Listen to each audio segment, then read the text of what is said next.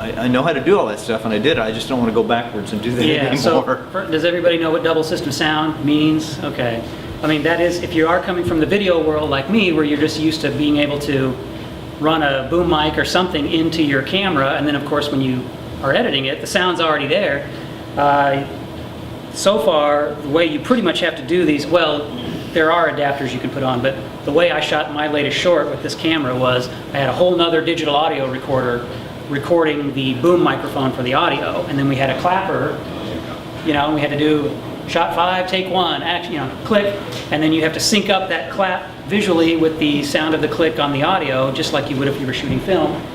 And since I didn't have an assistant editor, I had to do that for like 500 clips. And it took me just a week just to sync up the audio. And then I found out about some software called Pluralize that kind of does it all by itself. Oh, it does. You can ask me about that later if you're interested. But anyway, so yeah, sound is definitely a hoop you have to jump through. It's not automatic. Yeah. There are some things that you can connect to the camera that allow you to have XLR in, so you can run your boom mic in. But most all of these cameras do have an automatic gain control inside, which you can sort of defeat, but you sort of can't. So as far as getting high quality audio that you would want if you're doing any real project, it would probably be better to record it to a separate digital audio recorder or something else. So, but this all may be changing very soon. Oh yeah.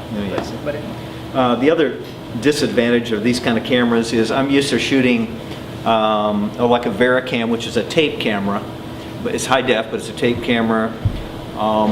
And other tape cameras that aren't high def, and what I like to do is I'll shoot a project and then I'll take it to the post house and they'll just dump it in the system and immediately kick me out of a window time code daily. You know what that is?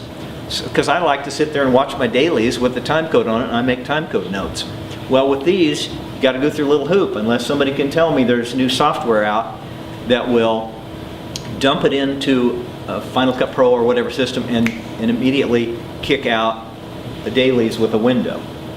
Now there's ways you can do that, I understand, but it's not as quick as tape used to be. Yeah, I guess all these cameras, the video mode was basically created for photojournalists, and in a way this sort of, everybody kind of, filmmakers flocking to them was, I think, kind of an unanticipated thing that happened. So the concept of time code and a lot of things that video and filmmakers are used to wasn't even really a consideration. And I think they were a little bit shocked to see this whole other group of people embracing the cameras. So to me, one of the biggest sort of disadvantages of these cameras that you do have to worry about over, say, just a plain old camcorder is what's known as the jello effect, or rolling shutter problems, and I can show you an example of that here. And what that is that because the technology behind these sensors is called CMOS as opposed to CCDs, the way that it writes the image to the electronically, since it's optimized for stills and not video, can cause this really strange kind of problem when you start moving the camera around a lot. And let me let's see if I can mute the. No, that's okay.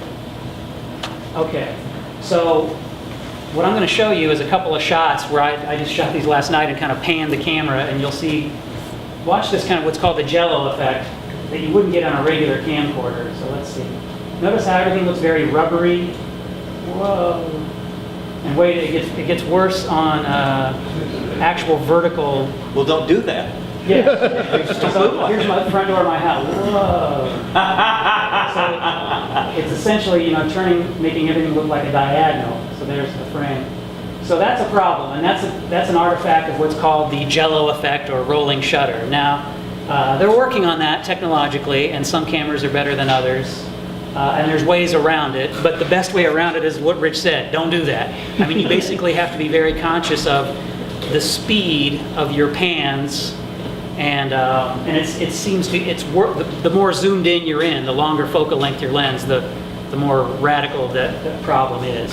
So I was going to show you something related to the jello effect. Is just the concept of camera movement in general. I think people who started video, especially like when you think of home movies and video, people can get nuts with their camera movement, right? Like the Bourne Identity movies, with just crazy. Well, I like those movies. Huh? I like those movies. I know. But kind of need to be conscious of if you're kind of transitioning from, say, video cameras to film cameras, is you have to just kind of slow your movements down. There actually is, a lot of people online, you see them complaining about, well, I can't do anything with these cameras. And, I try to do some quick action movie kind of stuff, it looks terrible. So here's a shot. Okay, so this is here's a pan. And that it's not horrible, but it's a little disconcerting, right? Because but here's something that's very similar. But the difference to me is that the fact that there's a subject in the frame, like this time my pan includes, we're following that vehicle.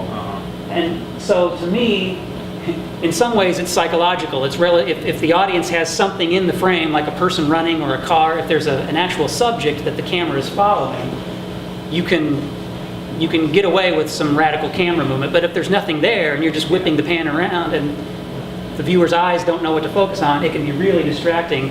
Whereas something with a higher frame rate, like a video camcorder that shoots 60 interlaced frames or 30 frames, as opposed to 24 frames, it's not nearly as bad. So, but when you are in 24 frames a second, like film, with these cameras, it's better to either just slow things down, like literally cut your speed in half of what you think it needs to be, or definitely have something to be following, which kind of seems to get rid of the problem. So that was it for that.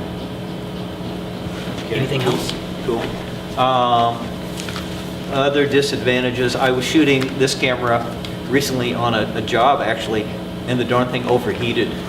And I had to shut it off. And a little overheat thing came up, and I'm not sure if it affected the footage or not, but the footage looked a little different. I don't know what to say, but and it says that in the manual that it can't do that. So that's a little odd, but yeah. How long did it take to overheat? I kind of lost track. I was shooting all day long, and it wasn't like within an hour or anything, but it was probably after like 2-3 hours, something like that. Is this a common concern? I had never heard, well, they're so new, I hadn't heard about it. I mean, I don't think common as in it's a real horrible problem, but common in the sense that like that is a known thing that will happen. Yeah, it does. Yeah. I've never had it happen with mine. I've heard it more on the Canon side than the Panasonic. Pardon me? How often would it take to cool down? Oh, I think we broke for lunch or something, but I don't know, but not long. Well, mine will 15 minutes or something, maybe. Mine will keep blinking overheat when you start it back up, and usually it'll run for a while. Yeah. And it'll shut off if it gets too hot. So Yeah. I think it'll run if it's getting along. Yeah. Yeah. So again, since these things were designed to be still cameras, and in some ways it's an afterthought for these things to be shooting 24 frames or 60 frames a second, those little processors inside the little body, and there's no fan on these things, obviously, like a professional camera, they're going to overheat. That's going to be a problem. So this is something that technologically will be solved, I'm sure, in the future versions of these cameras. But for now, it's something that you have to keep in mind. What about the 5D? Somebody have a 5D out here? Does it overheat at all? I've never had one. Cool. I shoot underwater though. Oh, well, golly. That's the incident. Any other clips you want to show? Almost. Let me talk about one about ISOs, I guess. Sure. So, what do I want to talk about? Handheld, you got some examples of what you're doing there? Do you want to talk about handhelds, or we can both talk Sure. about that? Mm-hmm. Go ahead. What I was doing with this little camera on one shoot was I had it attached to a monitor, had an HDMI out to a monitor, and I was actually, we did it on tripod and then a shot handheld, and I was able to like watch the monitor, which is really goofy for the actors. I don't like that, but watch the monitor, and then I had a lot of control with how shaky I wanted it to be. I could be here, or I could lock it in a little better, but that was kind of a cool thing, handheld. They make all kinds of little gizmos now, which if you go to that website, you'll see a couple things. And just check out all the websites. There you go. There's just tons of little things. I don't know which one